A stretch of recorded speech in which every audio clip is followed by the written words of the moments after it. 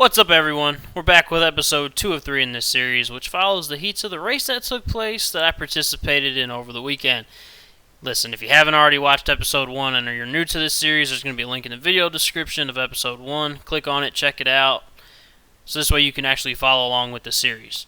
Now, for those of you who are returning after watching the first episode, I don't want to spoil it for anybody that has not watched the first episode, but for those of you that are returning, you know that I was not yet able to put a time on the board, and with only 2 more qualifying races to go, time is running out. And if I continue to fly as crappy as I have been, if I continue to fly like I have been in previous heats, I could kiss any shot at making it into the mains goodbye. So before we move on to the race, man, I just want to talk a little bit about the quad that I was running in the race. I'm going to talk a little bit about the setup, so we'll go over there in 3, 2, 1, boom. So here we have the Mach 1. It's been the frame that I've been flying since the beginning of the year. It's been really strong, holding up to almost all the crashes I've put it through. Been running normal size arms instead of the race arms. They're a lot stronger. They hold up better in crashes. In fact, I only broke one this year. As for the electronics, I have the DYS F4 Pro flight controller, Racer Star 35 amp ESC. I'm running a Mach 3 VTX with a Foxeer Arrow Micro and XM Plus receiver.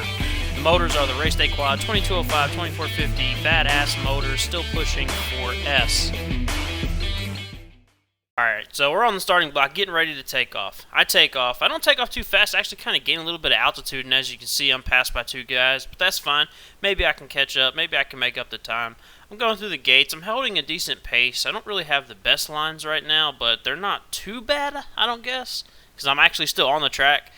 I crashed out in the mother heats. I'm hoping that I can actually complete 3 laps, because this race format is the best consecutive 3 laps that you get. They're going to take that time, and the people who have the best consecutive 3 laps will end up making it onto the final main rounds, which is what I'm shooting for. But if I keep flying like I have been in the last couple heats, it's not going to happen. So as you can see, I have a pretty decent pace. Like I said, my lines are not the best, but I'm trying to actually stay up in the air and not crash out. I'm trying to complete 3 consecutive laps, and it seems like it's all going good. I'm still in the air. Looks like I passed the other guys that passed me at the beginning of the race. I'm still hitting these gates. Like I said, lines are not the cleanest, but they could be a lot worse. I'm nervous at this point because it seems like the more laps that I complete, the more nervous I get, because it's like, okay, you need to get that one more lap. You need to get that one more lap. And it's like, you're almost done, just finish it out. But for some reason, my sticks just start twitching, everything starts going bad. But I'm still trying to maintain my composure, stay in the air, complete these laps, and get through the race. And that right there, going through the finish, would be my 3 laps. That got me a decent time. Alright, so I'm going to take a moment to do a small recap and let you know what's going on and what just happened. And while I do that, I'm going to throw some freestyle up in the side image so you can enjoy that as well. So the first 3 heats were just horrible. I mean, I was not able to get a time on the board. I crashed out. Bad things happened. Dive gate sucks. And I just ran the 4th heat, and a consecutive 3 laps got me a total of 1 minute and 5 seconds. Was able to actually put some laps on the board, get a time on the board. And at this moment in the race, right now, it is the fastest time by 5 seconds. And with 1 more heat to go before the finals, will I be able to secure my spot? I don't know. Let's see what happens as we go on to the next race. Alright, so here it is. We're on the starting block. Heat 5, last qualifier round before the mains. I currently have a time of 1:05 on the board. Let's see what we can do.